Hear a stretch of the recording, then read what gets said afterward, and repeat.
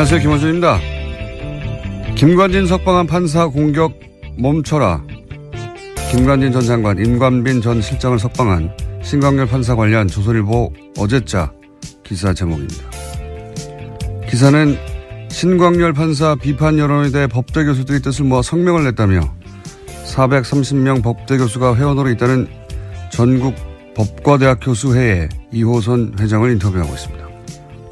이 인터뷰를 통해 이 회장은 법관의 결정에 대한 과도한 비판은 헌법과 법치주의 정신을 무너뜨릴 수 있다는 위기감으로 교수들이 뜻을 모았다고 주장했습니다. 그런데 이 단체 홈페이지에는 그 430명이 누군지가 없고 뜻을 모았다는 교수들 명단도 없고 발표할 때는 성명서도 없고 기자회견의 정보도 없습니다. 성명서도 기자회견도 없는데 성명 자체를 기자는 어떻게 한 거죠? 참여 교수들 명단도 없는데 뜻을 모았다는 건 어떻게 확인을 한 겁니까? 누가 언제 어디서 몇 명이 참여했는지 최소한의 정보도 없으면서 전국 법대 교수들이 뜻을 모았다고 기사를 쓰는 이유가 뭔가요? 제가 얘기해 볼까요? 신광열 판사의 석방이 그만큼 말이 안 되니까, 그래서 비판 여론을 어떻게든 물타기 해보려고 도둑이 제발이 저린 거, 그거 아닙니까? 김원준 생각이었습니다.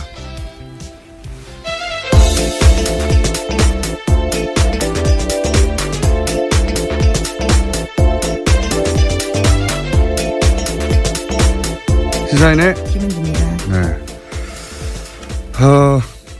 오늘 첫 뉴스는 다 이제 북한 미사일로 모든 매체가 도배가 됐겠지만 저는 아닙니다. 저는 어제 이어서 이 전국 법과대학 교수회의 이야기를 좀 더 해야 되겠어요. 예.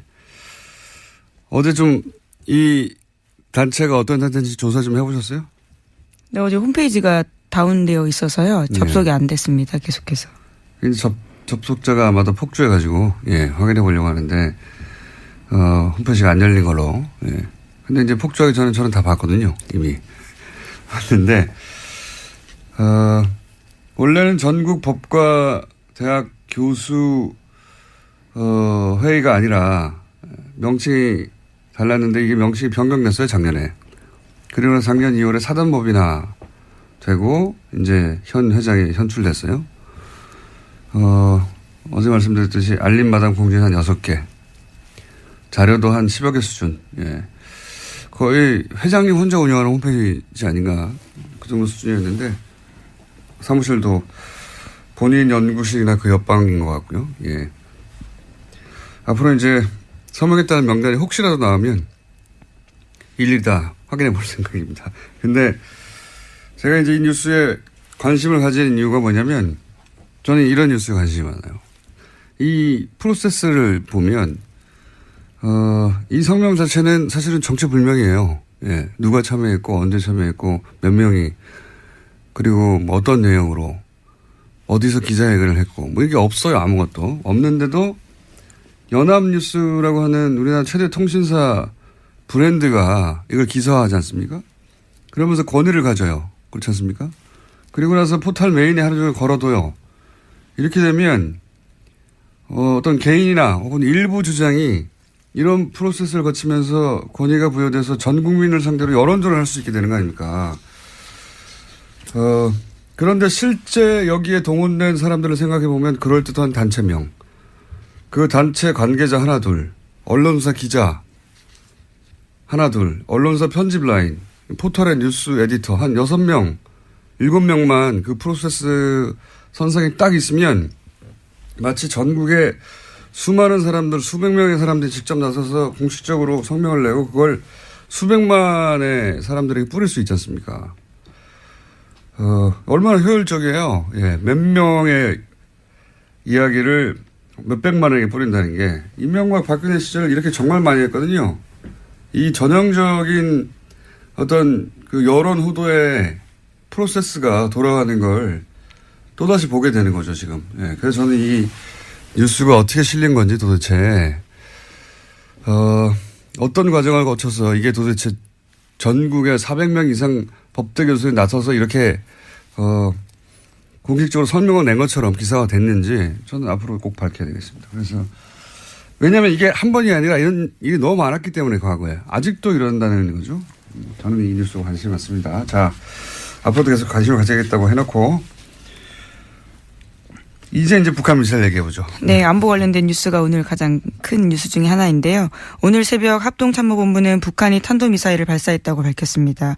오늘 오전 3시 17분 정도 평안남도 평성 일대에서 동해상으로 탄도미사일 한 발을 발사했다라는 건데요. 합참에 따르면 군은 오전 3시 23분에 북한의 탄도미사일 도발에 대응했습니다. 동해상으로 적 도발 원점까지의 거리를 고려해서 지해공 동시 탄착 개념을 적용한 미사일 합동 정밀 타격 훈련을 실시했다라고 합니다. 오랜만이네요.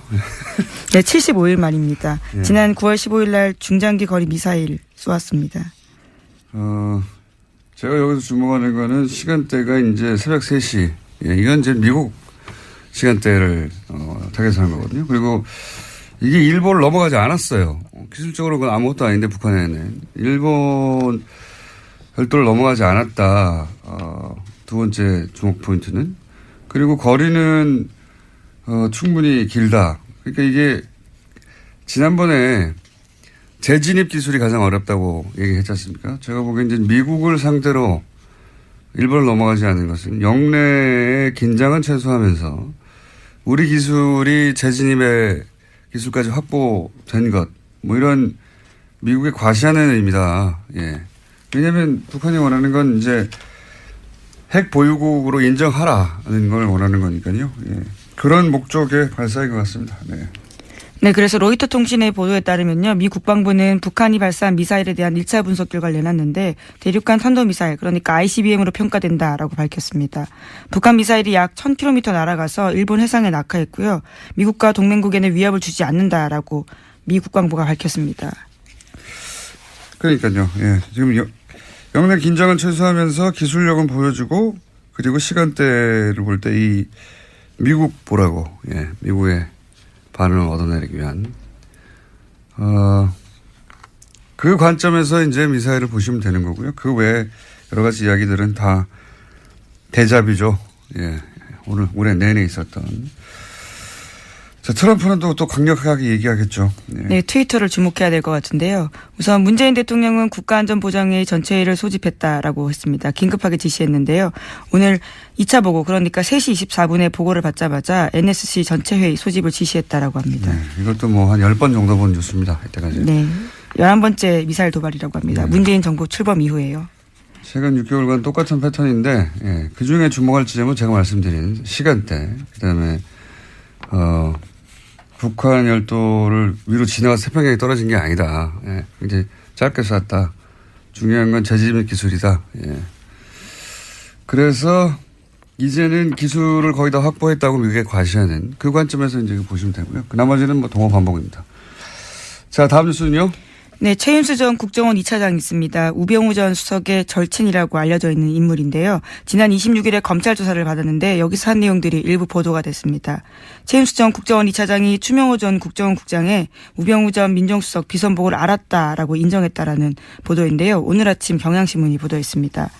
최 전 차장 같은 경우에는 피의자 신문 과정에서 수사팀이 내민 관련 보고서를 보고 혐의를 일부 시인했다라고 하는 건데 추 전 국장이 정식 보고 라인을 거치지 않고 청와대에 직보하는 것을 사실상 묵인했다라는 겁니다. 이게 뉴스의 의미를 좀 전달해 줘야 되는데 항상 뉴스가 이런 사실관계 중심으로 나오니까 핵심이 뭐냐면 이제 최윤수 전 2차장이 우병우 전 수석의 절친으로 알려져 있거든요. 예, 검찰 시절부터. 그래서 우병우 전 수석의 권유로 2차장에 갔다라는 게 지금 정설이죠. 예, 본인이 싫다고 했는데 국정원의 우병우의 라인의 정점으로 이 최윤수 2차장을 국정원에 가라고 한 사람이 우병우 본인이고 그러니까 직통 라인이다. 그래서 최순실 라인이라고는 추 국장도 그 아래에 있었던 거다. 실제로는 이 모든 국정원과의 그 내통 혹은 거래는 우병우와 최윤수 선상에 이루어진 거다. 이게 이제 검찰이 보는 시각이에요. 예. 실제로 이병우 당시 국정원장 같은 경우에는요. 사실 관련 사실들을 알지 못했다라고 검찰은 확인했다라고 합니다. 그러니까 보고 행위가 이루어지는 것을 알지 못했다라는 거죠. 그러니까 이제 우병우의 국정원 라인, 직통 라인이 최윤수 2차장이라고 이제 검찰은 보는 것이고 그 직통 라인이라는 것을 입증할 일부 진술을 얻었다. 이런 내용입니다. 이렇게 되면 이제 뭐가 달라지냐면 우병우 전 수석이 국정원을 직통으로 이 사람과 거래하면서 이 차장과 거래하면서 불법적으로 뭐 감찰을 한다든가 정보를 빼낸다든가 혹은 뭐 그 감찰 얘기도 많았잖아요. 네, 그렇죠. 특별감찰관 같은 경우에는요, 불법 사찰했다라는 혐의들이 있는데요. 이석수 전 감찰관뿐만이 아니라 이광구 우리은행장 그리고 김진선 전 평창 동계올림픽 조직위원장 등이 이름을 올렸습니다. 이석수 전 감찰관 같은 경우에 우병우 전 수석의 개인 비리를 캐고 있으니까 이 국정원에 연락을 해가지고 거꾸로 이석수 감찰관의 비리를 캐라라고 지시했다는 거 아닙니까? 심지어 운전기사까지 만나가지고 이게 정보를 수집했다라는 거죠. 그러니까 이제 본인 개인 비리를 정상적으로 청와대 감찰 기능을 하는 기관에서 조사를 하자 국정원을 동원해가지고 거꾸로 불법이죠 당연히 그런 일에 동원했거나 혹은 최순실의 청탁 예를 들어서 뭐 이광구 우리은행장을 왜 사찰했느냐 한 달 전쯤에 뉴스가 나왔어요. 이제 은행장을 교체하려고 하는데 그 은행장을 교체하려고 할 때 정보를 추국장이 왔다 갔다 하면서 기존 은행장을 잘라야 새로운 은행장 자기 사람을 꽂을 거 아니겠습니까? 최순실 쪽에 부탁을 받고. 그런데 이런 걸 했던 것도 결국은 이 차장 라인을 통해서 한 게 아니냐. 뭐 이런 수사가 이루어지고 있는 겁니다. 그런데 과연 그렇게 해서 우병우 전 수석을 이번에는 구속시킬 수 있을 것인가? 그건 모르겠어요. 네, 오늘 오전 10시에 실패해가지고. 다시 피의자로 신분으로 불려 나와서요. 조사받습니다. 그런 뉴스입니다. 다음 뉴스는요?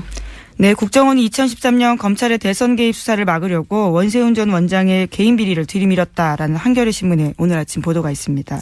그러면서 댓글 사건 수사를 중단시켜야 한다라는 보고서를 작성했다라는 건데요. 그러니까 국정원은 검찰 수사가 한참 진행되던 2013년 4월 달에 수사 무마를 위한 하나의 전략을 짰다라고 합니다. 검찰도 체면이 있기 때문에 원전 원장을 구속되게 해줘야 되는데 그것이 개인 비리여야 한다라는 건데요. 일종의 빅딜을 해야 된다라는 보고서 내용이 있다고 합니다. 국정원은 이런 곳이에요. 국정원장을 했던 사람 아닙니까?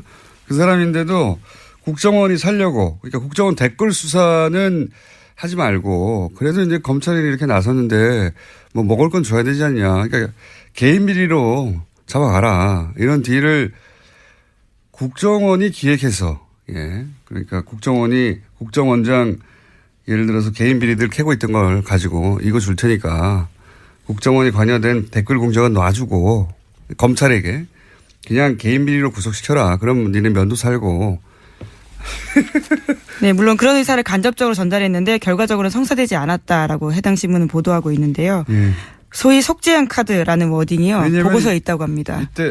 이때 당시 최동욱 총장과 그다음 윤석열 수사팀장이요. 지검장 두 양반이 이런 걸 안 받은 거죠.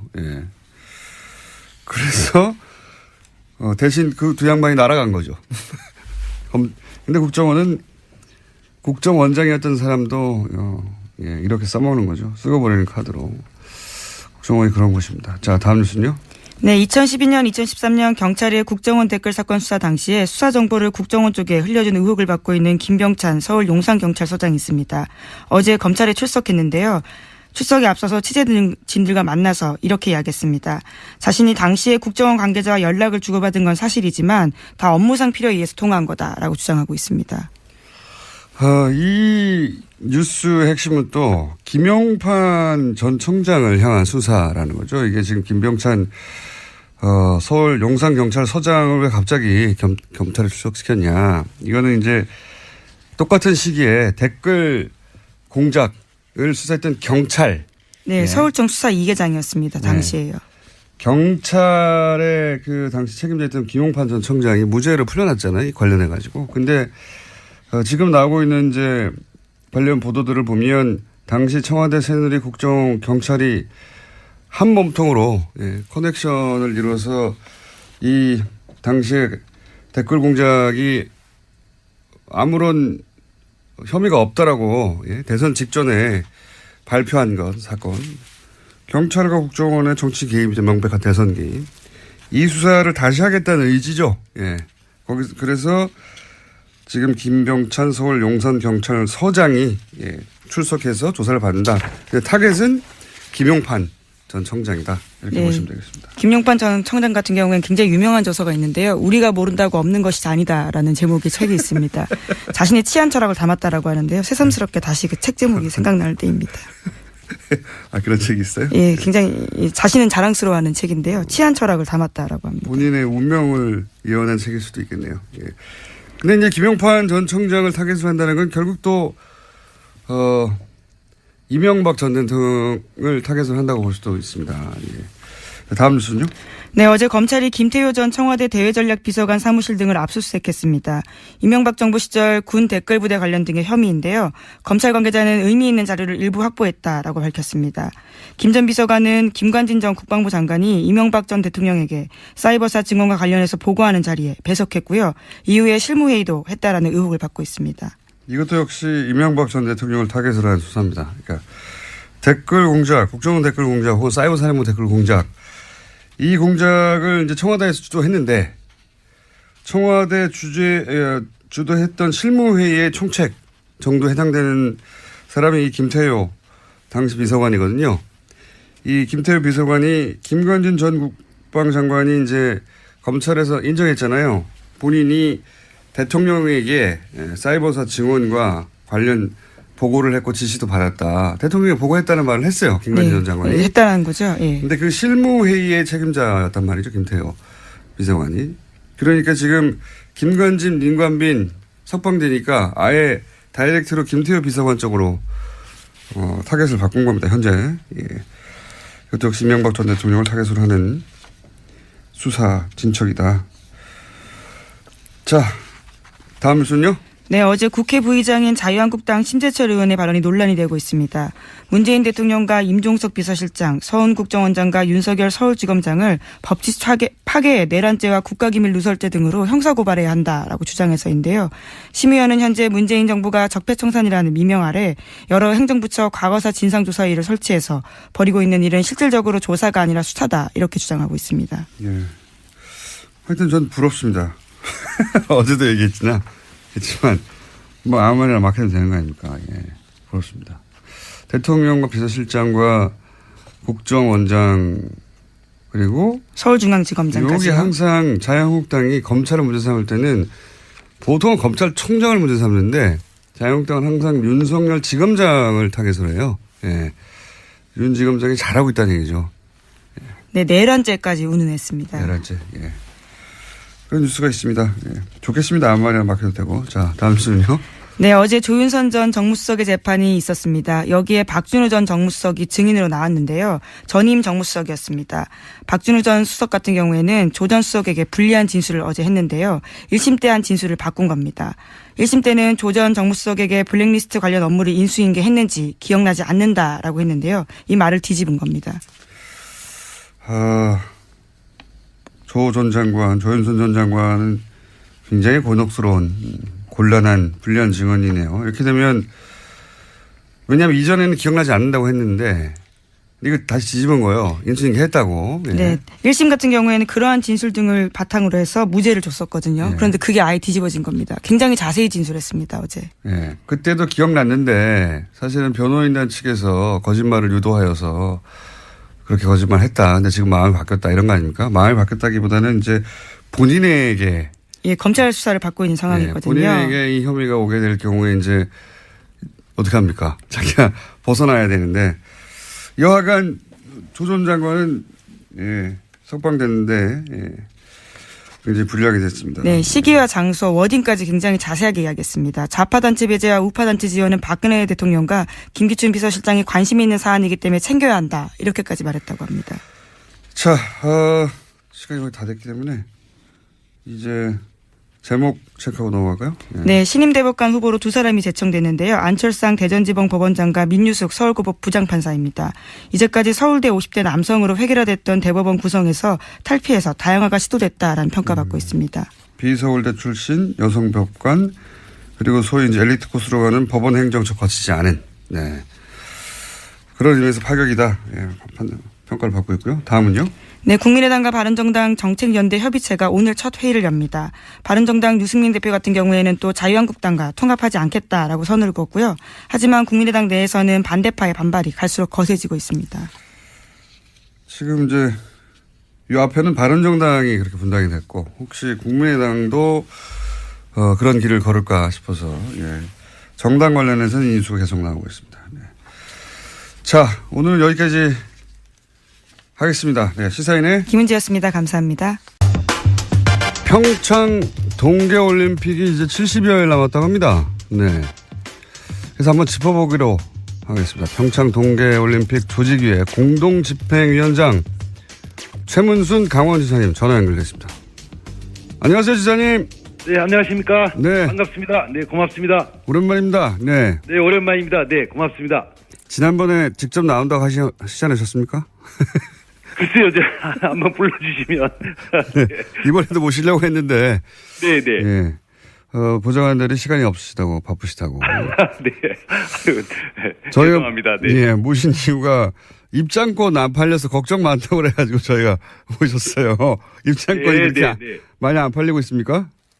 네, 지금 다행히 이제 초반에 이제 부진했었는데요. 예. 초반에 부진을 이제 극복하고 지금 막 팔리고 있는 중입니다. 지금 전부 100만 장을 팔아야 되는데. 예. 그 중에 이제 반을 넘게 팔았습니다. 지금 한 52% 정도 팔았습니다. 네.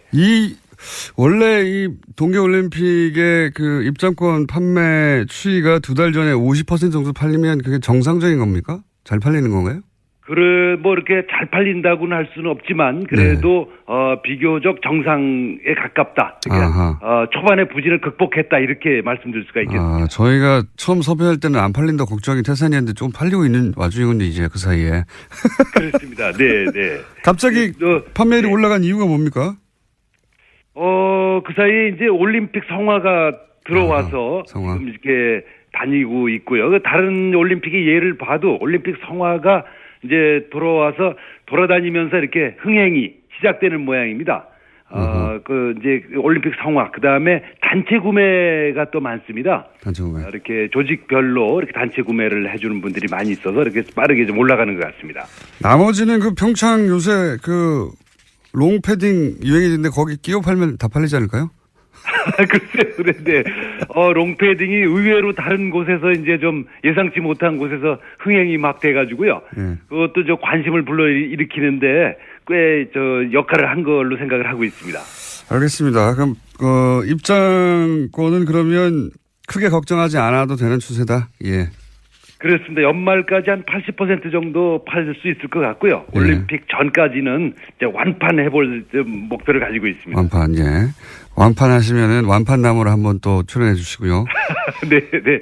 네. 그리고 또 언론 보도에 이제 숙박비가 너무 비싸다. 지금 일반인 예약도 안 받는다 이런 뉴스가 있던데 이 문제는 네. 강원도가 해결할 수 있는 문제입니까? 어떻게 합니까?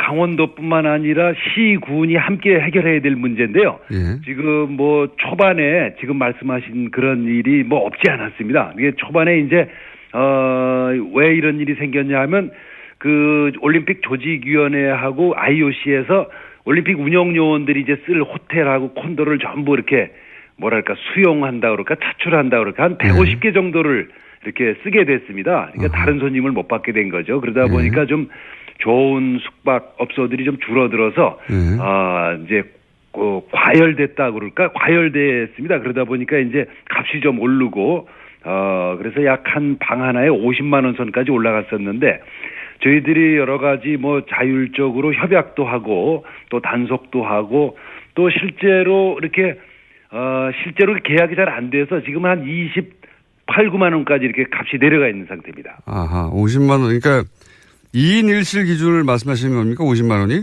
그렇습니다. 네, 방 하나에. 대단하네요. 지금 많이 좀 내려갔고요. 네. 저희들이 이제 앞으로는, 강릉이나 평창 정선에 예약을 하신 분들은 제가 전화번호 1330, 이 콜센터로 전화를 하시면 저희들이 공정 가격으로, 정상 가격으로 예약하실 수 있도록 위치와 가격을 전부 안내하도록 하겠습니다. 1330으로 전화 주시면 고맙겠습니다. 지역번호 없이 그냥 1330으로 하면 됩니까? 그렇습니다. 네. 1330으로 전화하면 그 공평한, 그러니까 시장 너무 바가지 쓰지 않는 가격으로 예약을 대행해 줍니까, 여기가? 그렇습니다. 네, 네. 아니, 강원도에서 운영하는 곳이에요? 이제 강원도하고 그 관광공사 이렇게 같이 운영하겠습니다. 그렇군요. 네.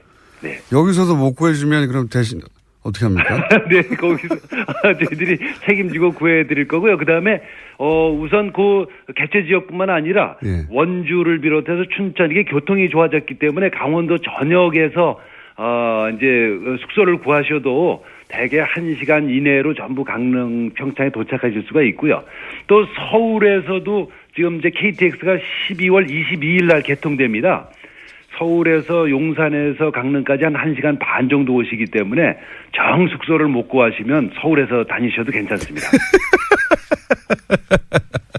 숙소를 다 해결해 주신다고 하시다가 큰소리 뻥뻥 1330 하시다가 안 되면은 기본적으로 이제 해결이 다 될 수는 있는데요. 예. 그래도 이제 혹시 그 아주 소수의 이렇게 과도한 요금을 받는 분들이 있으실 수가 있어서 네. 이렇게 저희가 공급을 늘리는 정책도 같이 갖고 있습니다. 네. 어쨌든 1330은 경기도하고 그리고 관광공사에서 하는 공식 네네. 번호고 여기서는 공정한 가격으로 숙소를 예약해 준다 이런 말씀이시고요. 그렇습니다. 네. 예. 그렇습니다. 네, 네. 이걸로도 해결이 안 되면 그냥 집에서 왔다 갔다 하면서 보라는 말씀이시고요. 네, 네, 네. KTX도 오니까. 네, 그리고 또 보도되기로는 이제 너무 춥다. 개회식 네. 하는 그 장소가 거기 기념 콘서트를 했는데 그 공연 보러 온 청소년들이 너무 추워가지고 병원에 실려갔다는 얘기가 있었어요. 그렇습니다. 지난 이제 11월 4일 날 그 D-100일 콘서트를 이제 했는데요. 예. 아우, 저도 거기 있었습니다. 근데 뭐 너무 추워가지고 저도 그렇게 추운 줄은 몰랐는데 그날이 영상 4도였었는데요. 예. 근데 바람이 많이 불어서 그 체감 온도가 나중에 알고 보니까 그 자리가 옛날에 황태 덕장 있던 자리라고 그러더라고요. 그래서 명태가 이제 바람이 센 자리에서 말리는 건데 네. 관중들을 명태 말리듯이 말린 거군요. 산바람으로. 네, 네. 근데 어떻게 해요? 이렇게 추면 관객들이나 영상 3도였는데도 그렇게 추웠으면?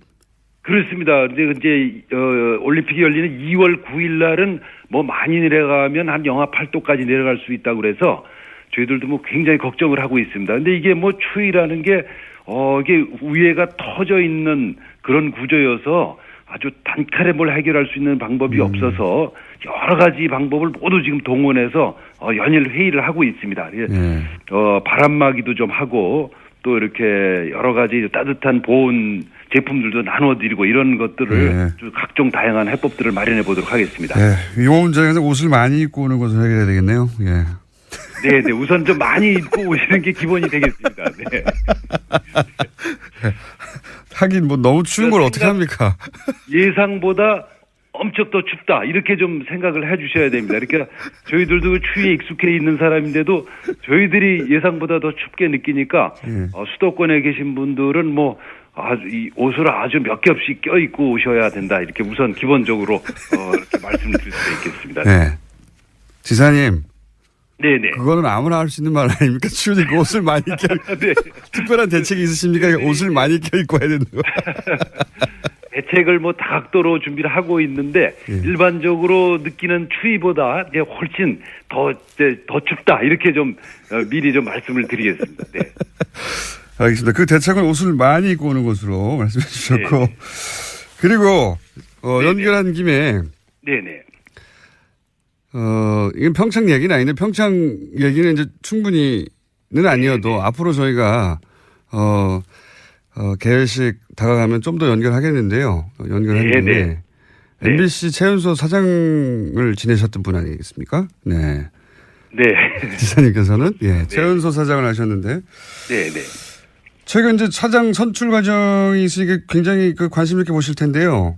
네네. MBC 사장을 하려면 직접 해보신 분으로 어떤 자질이 굉장히 중요합니까? 우선 뭐 제가 할 때 하고 또 좀 다른 자질이 있어야 된다고 보는데 우선 뭐 정치적 중립성과 독립성을 지키는 게 우선 큰 자질이고요. 근데 지금은 이제 그거를 넘어서서 경영 능력이 굉장히 중요할 것 같습니다. 그 이제 옛날하고는 달리 지상파 들이 뭐 방송이 지금 뭐 다 그렇긴 한데 재정 상태, 경영 상태가 굉장히 나쁘기 때문에 경영 능력이 아마 굉장히 중요한 자질 중에 하나로 포함되지 않나 이렇게 생각이 듭니다. 방송 정상화를 시킬 능력은 기본이고 더 나아가서 이제 권력으로부터 방송을 지킬 그 자질은 기본이고 사실은 경영 능력도 있어야 된다. 네, 그렇습니다. 네. 이 경영 능력은 그게 미리 알 수 있습니까? 어떻게 합니까? 그 경영 능력이라는 것은 이제 방송의 독립성을 지키는 능력하고는 좀 다른데 예를 들어 그렇죠. 방송의 경영의 가장 수입원이 되는 게 이제 드라마가 되겠습니다. 드라마. 예, 광고인데요. 광고를 제일 많이 붙이는 게 이제 드라마죠. 이 드라마는 그 방송 작가라든지 연기자라든지 PD라든지 또 여러 가지 스텝들을 한 100가지 정도의 한 요인들을 한꺼번에 묶어낼 수 있는 통합 능력 같은 건데요. 그거를 해낼 수 있는 능력이 있어야 된다고 저는 생각을 하고 있습니다. 그러면 드라마국을 경험한 후보자여야 좋다 이런 말씀이십니까? 꼭 그런 건 아닙니다. 하지만 그걸 이해해야 한다. 네네. 그런 이제 통합 능력. 이렇게 사람들의 이해관계를 잘 조절해내고 사람들을 이제 묶어내고 이런 능력이 있어야 된다고 생각하고 있습니다. 네. 알겠습니다. 그리고 저희 그 PD가 갑자기 네네. 보통 이렇게 청탁 질문이 안 들어오는데 질문이 하나 중간에 들어왔어요. 네네네. 올림픽 기간 중에 TBS 영어 방송이 있거든요. 예. 그래서 아마 영어 방송. 네. 예. 네. 영어 방송이 현장 방송을 할 계획인가 봐요. 예. 아, 그러시군요. 네, 예. 그러시군요. 네. 그래도 되는 거죠? 아, 물론입니다. 예, 그래 되는 게 아니라 와주셔야죠. 제가 잘 모시도록 하겠습니다. 거기 우리가 이제 그 언론 활동을 옆에서 지원할 수 있도록 이렇게 센터를 만들어 놓고 있습니다. 거기 호텔 하나를 빌려가지고요. 거기가 저희가 모실 수 있도록 사전에 서로 접촉을 했으면 좋겠습니다. 네. 알겠습니다. 네. 지사님 이 영업을 굉장히 잘하시는 것 같아요. 네. 홍보할 영업을. 네. 아유 고맙습니다. 이게 좀 어려운 질문 하나 더 드려볼게요. 네. 편하게. 올림픽 끝나면 이제 이건 뭐 전 세계적으로 이런 문제 많이 대두됐는데 최근에 이제 하계 올림픽도 그랬고 올림픽 끝나면 경기장이 사실상 방치되거나 제대로 운영되지 못해서 막대한 경제적 손실 뭐 이런 이야기 많이 나오지 않습니까? 네네. 평창도 그럴 염려 있는 거 아닌가요 혹시? 그럴 염려를 이제 저희가 미리 예상해서 그럴 염려를 뭐 없진 않지만 굉장히 줄여놨습니다. 이제 경기장 비상기장이 12개인데요. 예. 그 중에서 8개는 이미 이제 해법이 마련돼서 우리 도하고 시군에서 이제 스포츠 시설, 복합 문화 시설로 쓰기로 결정을 했습니다. 지금 남은 게 4개 있습니다. 예. 이제 스키 점프 때 하고 스키 점프 아시죠? 이렇게 스키 선수들 이렇게 날아서 뛰어내리는 거. 그다음에 지사님 그 정도 압니다. 굉장히 많이 아시는데요. 그다음에 썰매장도 아시겠죠? 그 왜 봅슬레이나 뭐 루지 이런 거 타는 그 썰매장. 요런 것들은 그걸 뭐 어떻게 달리 쓸 방법이 없습니다. 그렇죠. 국가대표 선수 외에는. 그래서 그런 것들 이제 이 4개가 있는데 그걸 정부와 우리 도가 역할 분담해서 이제 돈을 좀 내자.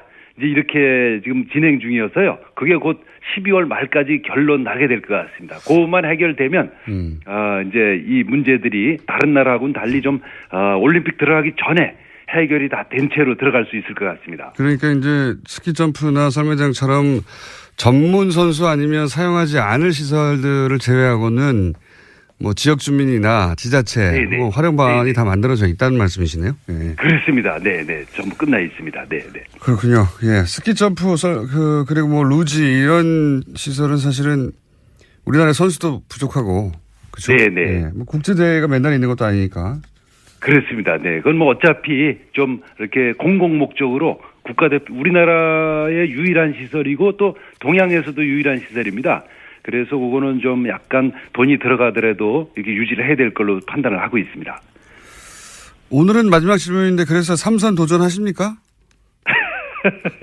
그 선거 나가는 건 대개 뭐 우리 집사람이 결정하기 때문에 저뿐만 아니라 많은 정치인들이 아마 그러실 겁니다. 그래서 좀 한번 아직 상당히 이제 어려운 질문이어서 아직 질문을 못 하고 있습니다. 네, 나가도 되겠냐고. 나도 되겠냐고. 굉장히 분위기는 안 좋습니다. 네. 분위기는 안 좋다. 분위기는 안 좋다는 것은 이제 사모님이 뭐 2번 했으면 됐지 뭘 또 하려고 그러냐 이런 그렇습니다. 전반적인 이런 분위기고, 예. 거기 결제를 득해야 저희하고 인터뷰가 가능하겠네요. 그렇습니다. 네. 좀 결제 시간을 좀 되도록 늦추고 있습니다. 네. 알겠습니다. 이제 결제되는 대로 저희 연락을 드리도록 하겠습니다. 네네. 오늘 말씀 감사합니다. 고맙습니다. 네, 감사드립니다. 고맙습니다. 네. 네, 고맙습니다. 네. 다음에 스튜디오에 직접 한번 모시겠습니다. 지금까지 평창 조직위 공동집행위원장 최문순 강원도 지사였습니다. 자, 오랜만에 무려 10분의 시간을 배정받았습니다. 보통은 한 자리 숫자 4분, 5분, 6분, 7분 이 정도 선에서 끝났는데 오늘은 거의 10분 가까이. 오늘 혹시 누구 못 나오세요? 갑자기? 저희가 예. 그동안 너무 박대하고 홀대하고. 홀대하고 발시하였다. 그래서 10분은 주자. 나는 걱정이 돼서 갑자기 누가 또 어디 아프셔서 못 나오셨나. 갑자기 시간을 많이 주다 그래서. 10분은 주자. 물론 듣다가 예, 재미없으면 음악 틀 거예요. 최초로. 양결 변호사님. 괜찮네. 나오셨습니다. 그것도 음악도 예. 아침에. 예, 안녕하세요. 반갑습니다. 양결입니다. 자, 오늘 주제는 뭡니까? 안 나온 사람이 있어서 저는 나왔는데. 예. 안 박근혜- 나오는 사람이 있어서. 박근혜 전 대통령 골석. 예, 예. 예. 박 전 대통령 골석 재판은 이제 법대로 그러니까 법에 따르면 출석을 안 하는데 출석을 네. 안 할 만한 정당한 이유도 없고 또 그렇다고 해서 굳이 안 내려올 사정이 있는 것도 아닌데 또 강제로 인치하기는 어려운 상황일 때 그러니까 전직 대통령이기 때문에 이렇게 된 거죠. 그러니까 구치소의 표현으로는 무릎하고 허리는 좀 안 좋대요. 그런데 30분 정도 밖에 나갈 정도는 충분히 된다. 예. 하지만 우리 구치소 입장에서는 전직 대통령인데 강제로 끌고 나갈 수는 없지 않느냐. 구치소뿐만 아니라 법원에서도 강제 구인하려면 할 수 있는데. 예. 구인하면 뭐예요? 나와서 아무 말도 안 하고 있겠다라고 네. 해버리면 어차피 또 아무 말도 안할 것이고. 그러면 의미가 없기 때문에 두 그리고 번 구인하는 과정에 사진이나 이런 거 찍히면 또 괜히 복잡해지죠. 법원도 부담스럽고 하니까. 근데 사람들이 이제 그런 생각도 할 것 같아요. 여성이잖아, 여성. 그 점도 저는 작용했다고 봅니다. 여자 경찰도 있어요. 물론 그렇긴 한데 여성이고 전직 대통령을 강제로 구인해서 법정에 앉혀놓는다. 아무 의미 없죠. 네, 네, 라는 모양새도 것이, 좋지 않고. 라는 것이 주는 이제 부담 그것 때문에 이제 못하는 거죠. 그리고 다른 부담은 혹시라도 일각에서 이미 나오고 있는 얘기처럼 그럼 자리에 있지도 않은데 재판을 하면 네. 결국은 본인이 포기했다고 할지라도 역사적인 기록인데 이게 반론권도 보장 안 해주는 거 아니냐. 원래 앉아있을 때도 반론을 안 했어요. 입은 안 열었죠. 네. 어쨌든 유영하 변호사라도 얘기를 하지 않았느냐. 네. 근데 이제 법원에서 그런 부분을 의식을 해서 월요일 날 42일 만에 재판이 열렸는데도 불구하고 당장 골석 재판을 한 게 아니라 마지막으로 한 번 더 이 안 나오면 불이익을 받을 수 없다라는 점을 충분히 전달을 하고 전달을 했다라기보다 전달을 했다는 것을 기록에 남긴 거죠. 법정 기록에. 저는 유영하 변호사보다 이 국선 변호인단이 박근혜 전 대통령에게는 100만 배 낫다고 봅니다. 100만 배. 사실은 102만 배. 그렇게까지 얘기를 하시면 네. 뭐 저도 할 말이 없는 게 비슷한 생각을 하거든요. 왜냐하면 유영하 변호사는 정치인이었잖아요. 정치적으로 대응했지. 사실 재판에 떠난 지 오래됐고 네. 이분은 선거만 3번인가를 출마를 했었던 분이라서 실질적으로 뭐 법정 일을 그렇게까지 열심히 하기는 어렵지 않았냐 상식적으로 봤을 때도. 탄핵 심판 때부터 저쪽은 왜 저렇게 대응하지? 이때까지 망하는 길로만 달려왔거든요. 계속해서 전면적인 부인을 했으니까. 그리고 네. 반론권이라는 게 별로 의미가 없는 게 어차피 이 사안 자체를 사실관계를 열심히 다투거나 그런 쪽보다는 기본적으로 그 얘기 했잖아요. 탄핵 전에 1월쯤인가 기자회견 아닌 기자회견 해가지고 이렇게 저렇게 해가지고 이렇게 저렇게 엮어가지고 네. 오래전부터 준비해가지고 나를 몰아넣은 것이다 음모다 이렇게 그러니까요. 밖에 이 시간을 재판을 안 보고 있기 때문에 그 입장을 고스란히 또 유영하 변호사는 대변을 해왔거든요. 게다가 지금 5명의 국선 변호사를 지금 국선 전담 사무실에서 끌고 왔는데 이분들이 사실 대한민국에서 형사재판 제일 많이 하는 사람들이거든요. 아니, 이분들은 변호사로는. 전문가들이 맞아요. 맞아요. 네. 예전에 정말 예전에는 국선 한다 그러면은 뭐 실력이 없다거나 대충 해준다고 했는데 전담 사무실 그런 분위기 전혀 아니거든요. 그리고 이분들은 본인이 원하지는 않았지만 어쨌든 세계의 재판을 맡았기 때문에 그럼요. 자신의 실력을 발휘하기 위해서라도 열심히 하게 돼 있고 법리적으로 치열하게 다투게 돼 있어서 제가 보기에는 유영하 변호사 그리고 박근혜 전 대통령이 소위 이제 이것은 정치적 음모다. 그리고 우리는 아프다. 이거 두 개 말고 한 게 뭐 있습니까?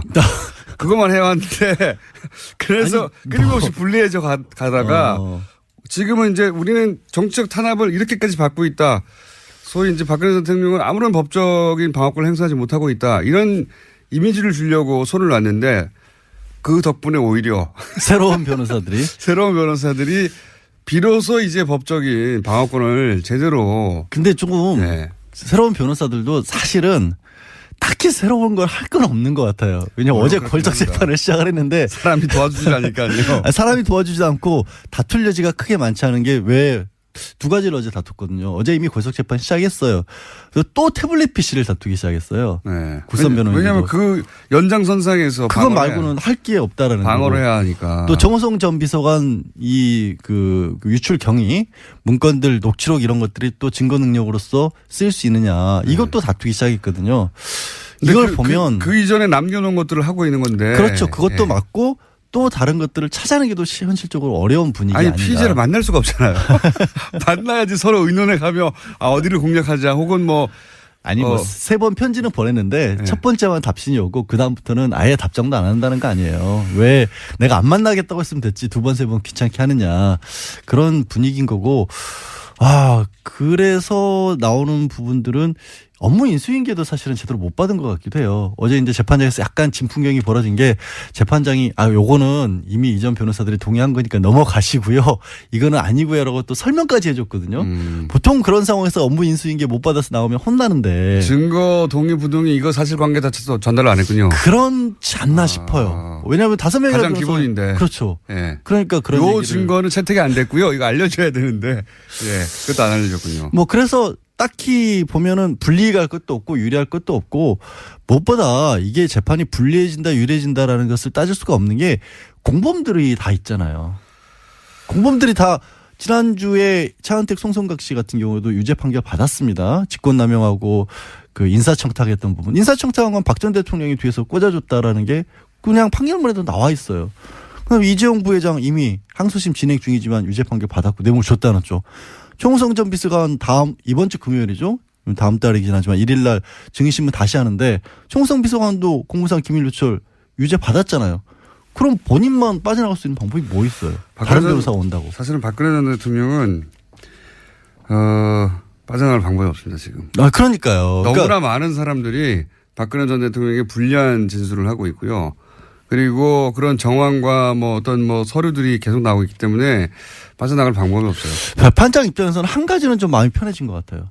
계속 안 나오니까 나중에 판결문에 어찌됐든 지금 상황은 중형이 불가피한 상황인데 어쨌든 전직 대통령에게 중형을 내리려면 조금 마음의 부담은 있는데 안 나왔으니 이건 사법질서에 대한 어떤 방해고 이런 부분은 죄질이 좋지 않다. 이런 거 한 줄 더 쓸 수 있게 생긴 거죠. 그거 말고는 별로 달라진 거 없는 결심 때는 설마 나오겠죠. 결심 때는 설마 나오지 않을까? 그건 어차피 나와서 선고 듣는 거니까 큰 의미는 없고. 박근혜 전 대통령은 어쨌든 제가 보기엔 계속 안 나옵니다. 문제는 지금 한 달째 사실 유영하 변호사도 안 만나고 있다는 거예요. 그건 이미 얘기됐을 거예요. 처음에. 근데 사람이 한 달째 아무도 안 만나고 일반 면회도 안 하고 말도 안 하고 있다? 그거는 정상적인 상태가 아니잖아요. 구치소 내에서 구치소장이나 그분들하고 얘기를 하는지 안 하는지 어떻게 아세요? 심리상담 같은 거 한다고요? 어떻게 아십니까? 그것도 구치소장 만나는 것도 특혜라고 말 많은 바람에 본부에서 굉장히 조심스러울 것 같은데. 어쨌든 제가 보기에는요.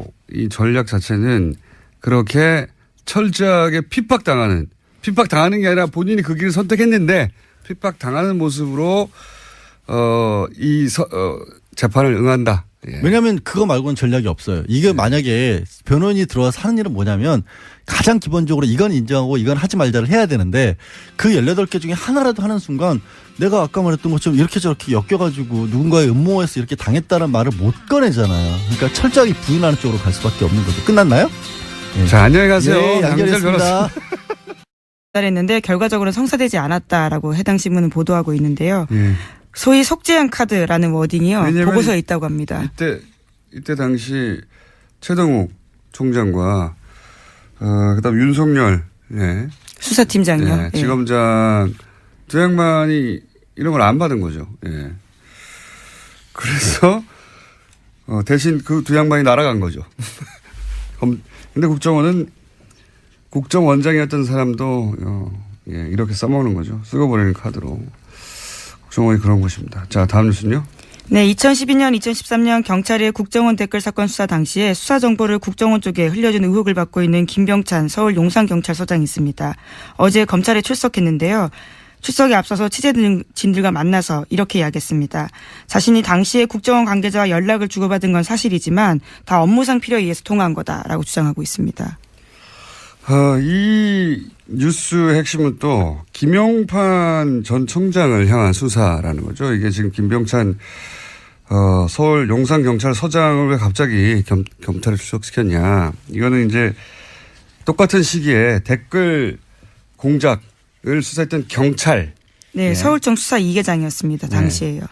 경찰의 그 당시 책임자였던 김용판 전 청장이 무죄를 풀려났잖아요. 관련해 가지고. 근데 지금 나오고 있는 이제 관련 보도들을 보면 당시 청와대 새누리 국정 경찰이 한 몸통으로 커넥션을 이루어서 이 당시에 댓글 공작이 아무런 혐의가 없다라고 대선 직전에 발표한 것 사건.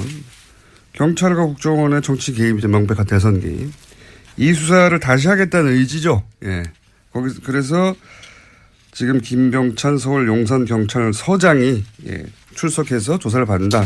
타겟은 김용판 전 청장이다. 이렇게 보시면 되겠습니다. 김용판 전 청장 같은 경우에는 굉장히 유명한 저서가 있는데요. 우리가 모른다고 없는 것이 아니다라는 제목의 책이 있습니다. 자신의 치안 철학을 담았다라고 하는데요. 새삼스럽게 다시 그 책 제목이 생각날 때입니다. 그런 책이 있어요? 예, 굉장히 자신은 자랑스러워하는 책인데요. 치안 철학을 담았다라고 합니다. 본인의 운명을 예언한 책일 수도 있겠네요. 근데 이제 김용판 전 청장을 타겟으로 한다는 건 결국 또, 이명박 전 대통령을 타겟으로 한다고 볼 수도 있습니다. 다음 뉴스는요? 네, 어제 검찰이 김태효 전 청와대 대외전략비서관 사무실 등을 압수수색했습니다. 이명박 정부 시절 군 댓글부대 관련 등의 혐의인데요. 검찰 관계자는 의미 있는 자료를 일부 확보했다라고 밝혔습니다. 김 전 비서관은 김관진 전 국방부 장관이 이명박 전 대통령에게 사이버사 증언과 관련해서 보고하는 자리에 배석했고요. 이후에 실무회의도 했다라는 의혹을 받고 있습니다. 이것도 역시 이명박 전 대통령을 타겟으로 한 수사입니다. 그러니까 댓글 공작, 국정원 댓글 공작 혹은 사이버 살인무 댓글 공작. 이 공작을 이제 청와대에서 주도했는데 청와대 주도했던 실무회의의 총책 정도 해당되는 사람이 이 김태효 당시 비서관이거든요. 확보된 것. 뭐 이런 미국의 과시하는 의미다. 왜냐하면 북한이 원하는 건 이제 핵 보유국으로 인정하라는 걸 원하는 거니까요. 그런 목적의 발사인 것 같습니다. 네, 그래서 로이터 통신의 보도에 따르면요. 미 국방부는 북한이 발사한 미사일에 대한 1차 분석 결과를 내놨는데 대륙간 탄도미사일 그러니까 ICBM으로 평가된다라고 밝혔습니다. 북한 미사일이 약 1000km 날아가서 일본 해상에 낙하했고요. 미국과 동맹국에는 위협을 주지 않는다라고 미 국방부가 밝혔습니다. 그러니까요. 지금 영내 긴장을 최소화하면서 기술력은 보여주고 그리고 시간대를 볼 때 이 미국 보라고 미국의 반응을 얻어내기 위한 그 관점에서 이제 미사일을 보시면 되는 거고요. 그 외에 여러 가지 이야기들은 다 대자비죠. 올해 내내 있었던. 자, 트럼프는 또 강력하게 얘기하겠죠. 네, 트위터를 주목해야 될 것 같은데요. 우선 문재인 대통령은 국가안전보장회의 전체회의를 소집했다라고 했습니다. 긴급하게 지시했는데요. 오늘 2차 보고 그러니까 3시 24분에 보고를 받자마자 NSC 전체회의 소집을 지시했다라고 합니다. 이것도 뭐 한 10번 정도 본 뉴스입니다. 이때까지. 네. 11번째 미사일 도발이라고 합니다. 문재인 정부 출범 이후에요. 최근 6개월간 똑같은 패턴인데 그중에 주목할 지점은 제가 말씀드린 시간대 그다음에 북한 열도를 위로 지나가서 태평양에 떨어진 게 아니다. 굉장히 짧게 쐈다. 중요한 건 재지 및 기술이다. 그래서 이제는 기술을 거의 다 확보했다고 미국에 과시하는 그 관점에서 이제 보시면 되고요. 그 나머지는 뭐 동호 반복입니다. 자, 다음 뉴스는요. 네, 최윤수 전 국정원 2차장이 있습니다. 우병우 전 수석의 절친이라고 알려져 있는 인물인데요. 지난 26일에 검찰 조사를 받았는데 여기서 한 내용들이 일부 보도가 됐습니다. 최윤수 전 국정원 2차장이 추명호 전 국정원 국장의 우병우 전 민정수석 비선보고를 알았다라고 인정했다라는 보도인데요. 오늘 아침 경향신문이 보도했습니다. 최 전 차장 같은 경우에는 피의자 신문 과정에서 수사팀이 내민 관련 보고서를 보고 혐의를 일부 시인했다라고 하는 건데 추 전 국장이 정식 보고 라인을 거치지 않고 청와대에 직보하는 것을 사실상 묵인했다라는 겁니다. 이게 뉴스의 의미를 좀 전달해 줘야 되는데 항상 뉴스가 이런 사실관계 중심으로 나오니까 핵심이 뭐냐면 이제 최윤수 전 2차장이 우병우 전 수석의 절친으로 알려져 있거든요. 예, 검찰 시절부터.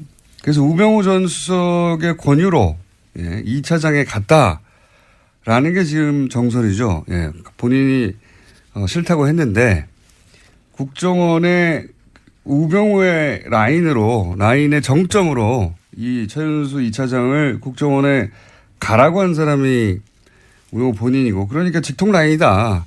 그래서 최순실 라인이라는 추 국장도 그 아래에 있었던 거다. 실제로는 이 모든 국정원과의 그 내통 혹은 거래는 우병우와 최윤수 선상에 이루어진 거다. 이게 이제 안녕하세요, 김원준입니다. 김관진 석방한 판사 공격 멈춰라. 김관진 전 장관, 임관빈 전 실장을 석방한 신광열 판사 관련 조선일보 어제자 기사 제목입니다. 기사는 신광열 판사 비판 여론에 대해 법대 교수들이 뜻을 모아 성명을 냈다며 430명 법대 교수가 회원으로 있다는 전국 법과대학 교수회의 이호선 회장을 인터뷰하고 있습니다. 이 인터뷰를 통해 이 회장은 법관의 결정에 대한 과도한 비판은 헌법과 법치주의 정신을 무너뜨릴 수 있다는 위기감으로 교수들이 뜻을 모았다고 주장했습니다. 그런데 이 단체 홈페이지에는 그 430명이 누군지가 없고 뜻을 모았다는 교수들 명단도 없고 발표했다는 성명서도 없고 기자회견의 정보도 없습니다. 성명서도 기자회견도 없는데 성명 자체를 기사는 어떻게 한 거죠? 참여 교수들 명단도 없는데 뜻을 모았다는 건 어떻게 확인을 한 겁니까? 누가 언제 어디서 몇 명이 참여했는지 최소한의 정보도 없으면서 전국 법대 교수들이 뜻을 모았다고 기사를 쓰는 이유가 뭔가요? 제가 얘기해 볼까요? 신광열 판사의 석방이 그만큼 말이 안 되니까 그래서 비판 여론을 어떻게든 물타기 해보려고 도둑이 재발이 저린 거 그거 아닙니까? 김원준 생각이었습니다.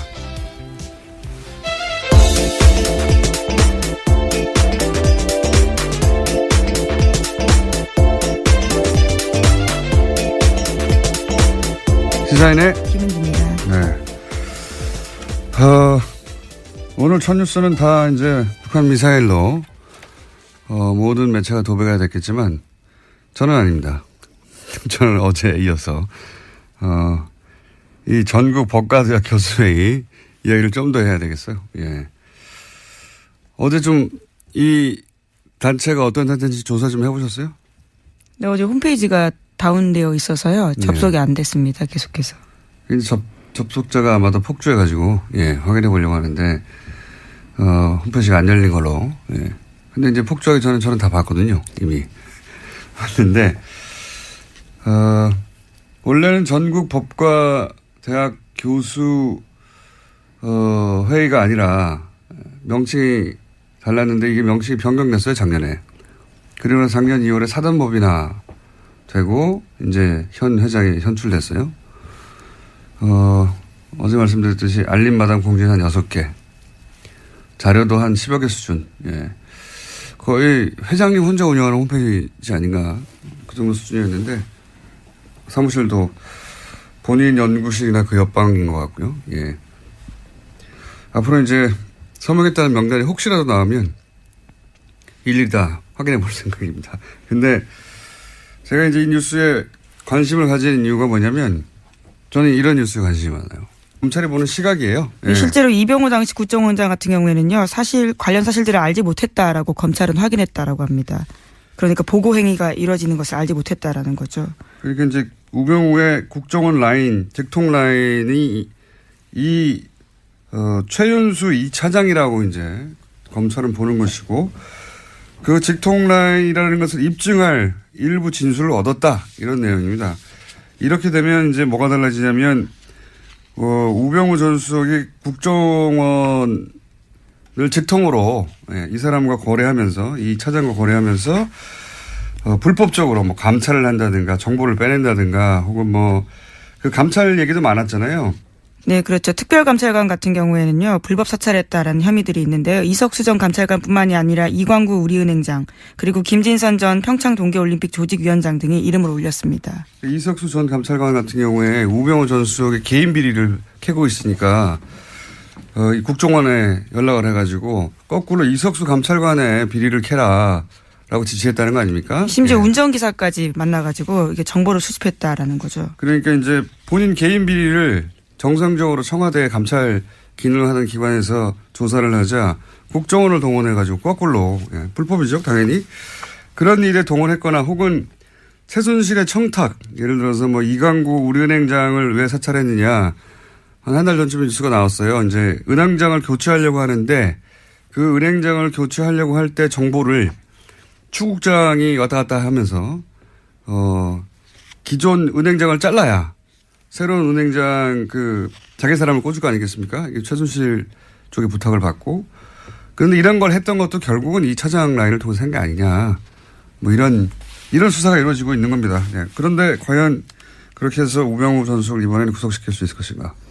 그건 모르겠어요. 네, 오늘 오전 10시에 다시 피의자로 신분으로 불려 나와서요 조사받습니다.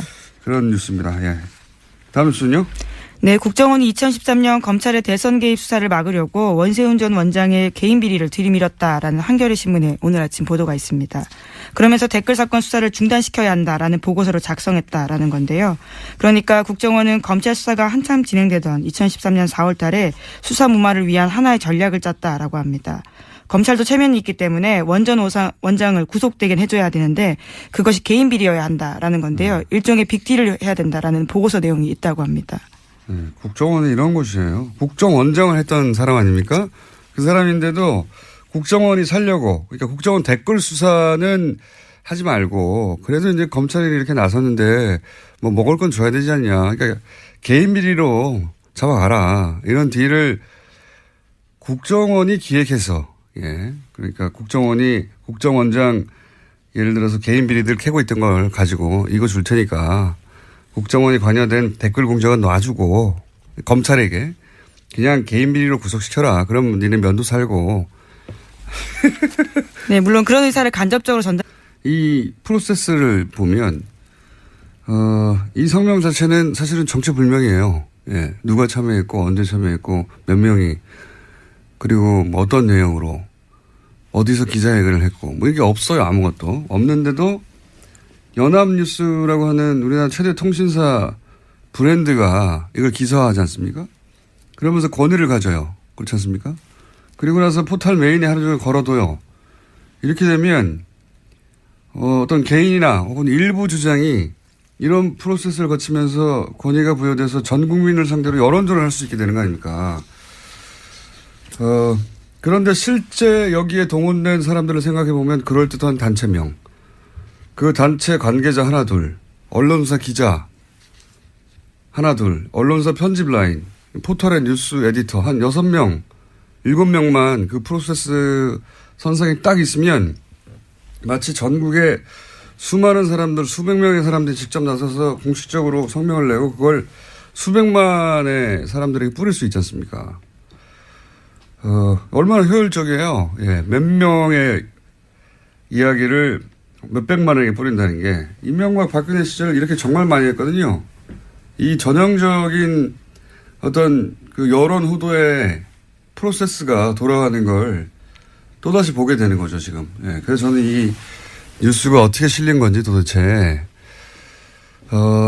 어떤 과정을 거쳐서 이게 도대체 전국에 400명 이상 법대 교수에 나서서 이렇게, 공식적으로 설명을 낸 것처럼 기사가 됐는지 저는 앞으로 꼭 밝혀야 되겠습니다. 그래서, 왜냐하면 이게 한 번이 아니라 이런 일이 너무 많았기 때문에 과거에. 아직도 이런다는 거죠. 저는 이 뉴스에 관심이 많습니다. 자, 앞으로도 계속 관심을 가져야겠다고 해놓고, 이제 북한 미사일 얘기해보죠. 네, 안보 관련된 뉴스가 오늘 가장 큰 뉴스 중에 하나인데요. 오늘 새벽 합동참모본부는 북한이 탄도미사일을 발사했다고 밝혔습니다. 오늘 오전 3시 17분 정도 평안남도 평성 일대에서 동해상으로 탄도미사일 한 발을 발사했다라는 건데요. 합참에 따르면 군은 오전 3시 23분에 북한의 탄도미사일 도발에 대응했습니다. 동해상으로 적 도발 원점까지의 거리를 고려해서 지해공 동시 탄착 개념을 적용한 미사일 합동 정밀 타격 훈련을 실시했다라고 합니다. 오랜만이네요. 네, 75일 만입니다. 예. 지난 9월 15일 날 중장기 거리 미사일 쏘았습니다. 제가 여기서 주목하는 거는 시간대가 이제 새벽 3시. 예, 이건 이제 미국 시간대를 타겟하는 거거든요. 그리고 이게 일본을 넘어가지 않았어요. 기술적으로 그건 아무것도 아닌데 북한에는. 일본 별도를 넘어가지 않았다. 두 번째 주목 포인트는. 그리고 거리는 충분히 길다. 그러니까 이게 지난번에 재진입 기술이 가장 어렵다고 얘기했지 않습니까? 제가 보기엔 이제 미국을 상대로 일본을 넘어가지 않는 것은 영내의 긴장은 최소화하면서 우리 기술이 재진입의 기술